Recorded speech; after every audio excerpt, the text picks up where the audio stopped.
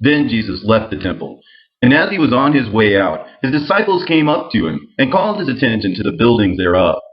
Now some of them talked about how it was adorned with beautiful stones and gifts.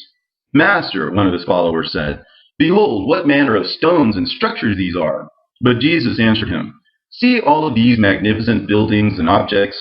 As for all that you see here, I am telling you truly that the days are coming when there will not be so much as a single stone left upon another that will not be thrown down. And this generation will not pass until the destruction begins. For they will come and sit in this very place and lay siege to it, and in this place they will slay your children. As he sat upon the Mount of Olives, across from the temple, the disciples, Peter, James, John, and Andrew, asked him privately, Master, tell us when all of this will come to pass. What will be the sign that all these things will be fulfilled? And what will be the sign of your coming and the end of the age?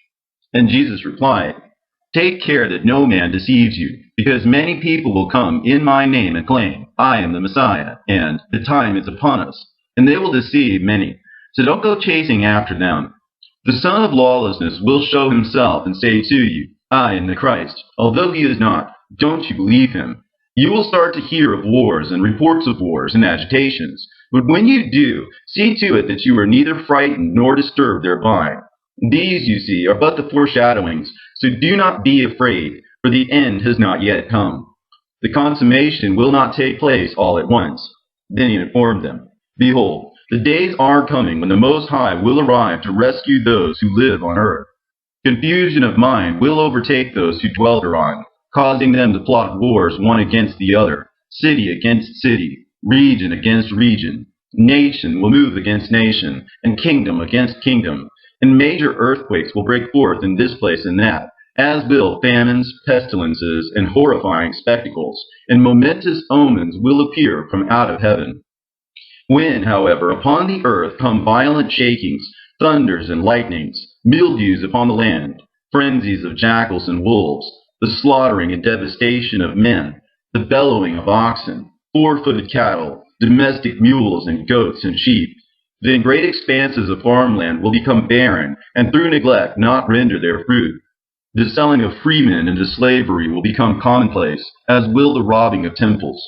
When all of these things come to pass, the 10th generation of men will appear at last, when he who shakes the earth and brings forth the lightnings will destroy the glory of the idols, and shake down those of the seven-hilled Rome. Vast amounts of wealth will perish, burning in the great fire of the flame of Hephaestus. Then blood will rain down out of heaven, but the earth with its countless men will slay each other in their madness. During this time of unrest, God will impose famines, diseases, and thunderbolts upon those who do not judge according to justice. There will be such a dearth of men on the face of the earth that one would marvel to see the footprints of another on the ground. These are but the onset of labor pains. But before all these trials take place, they will take you into custody and hand you over to councils to be tortured. So look to yourselves. They will persecute you, turn you over to synagogues and imprisonment, and you will be beaten there. And all the nations will despise you on account of me, and you will be brought as witnesses before governors and kings for the sake of my name. This will be your occasion to testify. The gospel, however, must first be preached before the nations. Now when they lead you up and turn you in, do not rehearse what you will speak. Simply resolve in your hearts not to plan your rebuttal in advance, for I will provide you with a mouth and a wisdom which none who oppose you will be able to deny or withstand. Instead, speak whatever is given to you at that time, because the words will not be coming from you, but rather from the Holy Spirit. Many will be displeased at this, and will turn each other over and despise one another. At that point, many false prophets will rise up and seduce many, and unrighteousness will increase to a level beyond that which you now see, nor have you ever heard of before. And owing to the proliferation of lawlessness, the love of the many will grow cold. You will even be turned over by parents and siblings, friends and relatives. So a brother will hand his own brother over to be killed, and a father his son. Children will rise up against their parents, and they will see to it that some of you are executed. And they will be hateful towards you, and put you to death for bearing my name. Even so, not a single hair that is on your head will be lost. The one who perseveres to the very end will be saved.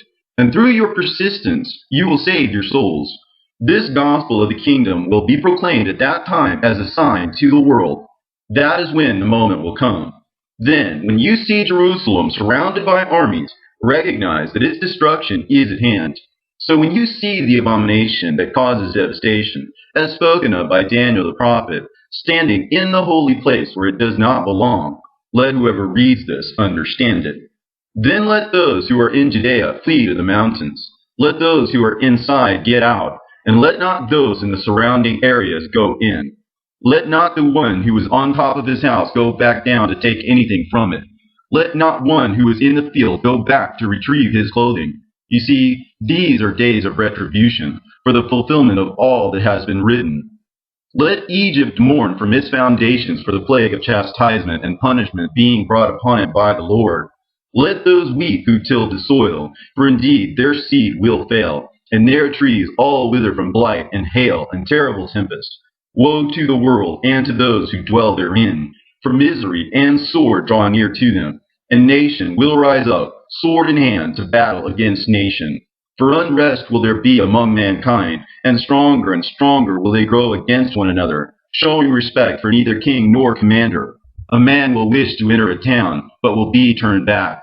Cities will remain in confusion on account of their pride. Houses will then be destroyed, and the people there will live in fear. A man will show no mercy to his neighbor, but for his hunger's sake and the extent of his suffering will he use his sword to plunder his neighbor for his household goods. But curse any who are pregnant and nursing in those days, for there will be a great travail in the land, and a wrath against this people. They will all fall by the sword, and be taken captive into every nation, and Jerusalem will be trampled down by Gentiles until the times of the Gentiles are fulfilled. Pray that your flight does not come in the winter or on the Sabbath, because there will come a time of trouble unrivaled since the time when God first brought the world into being until now, nor ever could it happen again. And someone will reign over the world, whom none on earth will anticipate, and the birds will fly away, and the sea of Sodom will cast up fish. Then will the one whom the multitudes know not cause his voice to be heard by night, and his voice will be heard by all. Chaos also will reign in many places, fires will break out, wild animals will wander beyond their usual places, and menstruous women will bring forth monsters. Salty water will be found in the sweet, and friend will overpower friend. Then reason will go into hiding, and wisdom withdraw into its abode, and many will seek after it, but no one will find it. Then unrighteousness and lack of restraint will increase upon the earth. A nation will then ask its neighbor, has righteousness, or anyone who does what is right pass through you? And the answer will be, not at all. And in those days men will hope, but not receive, labor, but their efforts will be for naught.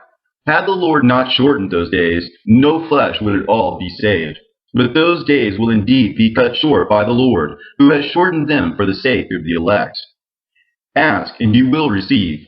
Pray that your days might be few in number, that your days might be cut short. Then, if anyone should say to you, look, the Messiah is here, or look over there, don't you believe it, because false Christs and false prophets will come along and do signs and wonders to deceive, if it were possible, even the elect. But that son of lawlessness will once again take his stand in hallowed places, even in the holy place. To the sun he will command, descend, and it will go down. Shine, he will say, and it will blaze forth. Darken, he will declare, and it will grow dark. To the moon he will demand, become bloody, and so it will be. Like them he will sweep across the sky.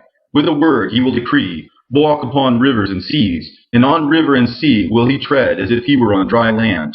The lame he will cause to walk, the deaf to hear, the mute to speak, and the blind to see. The lepers he will cleanse, and the ill he will heal. He will cast out demons and multiply his signs and wonders before all men. All the works that the Christ performed he will likewise replicate, except for the raising of the dead alone. This is how you will know that he is the son of lawlessness, for he has no power to give life. But the kingdom is even now prepared for you, so look to yourselves. See, I have told you all things in advance. So if they should say to you, look, he is out in the desert, do not go forth. Look, in the innermost rooms, do not believe it. You know how the lightning strikes in the east and lights up the west? The coming of the Son of Man will be just like that.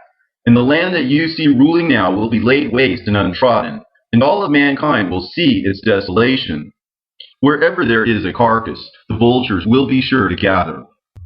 But if the Most High grants that you should live, after the third day you will see it thrown into confusion. But in the days immediately following the distress of those times, there will be signs in the sun, the moon, and the stars. Now with regard to the signs, the sun will be dimmed, and the moon will not furnish her light. Then the sun will suddenly shine at night, and the moon during the day. A tree will bend down and stand upright. Blood will drip from out of wood, and stone will speak.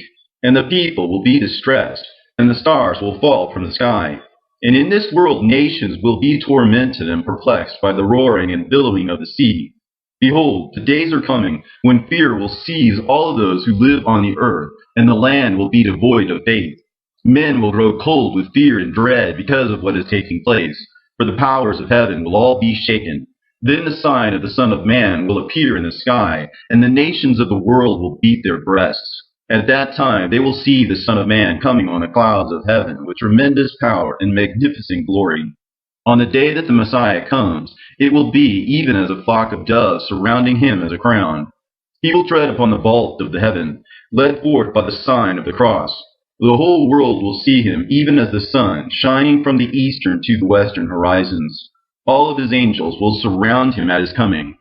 And he will send them forth at the great trumpet call, and they will gather all his chosen ones from the four winds, from one end of heaven to the other, and from the farthest reaches of the earth to the uttermost reaches of heaven. And when all of these things begin to take place, it will be time to rise and lift your heads, for your deliverance has finally come. Then he spoke a parable to them. Take a fig tree, and every other tree as well. Now work out the mystery of the fig tree. When its tender limbs grow out and sprout leaves, at that moment you can see for yourselves and know that summer is coming. And so it will be that when you see all of these things begin to unfold, understand that God's kingdom is at hand, even at the very doors. I am telling you the truth. This generation will not have passed before all these things are fulfilled at last. Heaven and earth will pass away, but never my words. Therefore, at the end of days, this will be the sign that the Most High will show in the sight of all who dwell on earth. When terror overtakes those who are living in the world, and they fall into terrible torments and tribulations. It will then come about that because of their many troubles, they will say in their hearts, the Mighty One no longer takes thought for the earth. It will be even as they are losing all hope that the time will awaken. Furthermore, the great God who dwells in the skies will become in every way a Savior to all men of virtue. At that time, profound peace and understanding will begin, and the bountiful land will once again bring forth fruit in profusion, and will no longer remain divided or in servitude.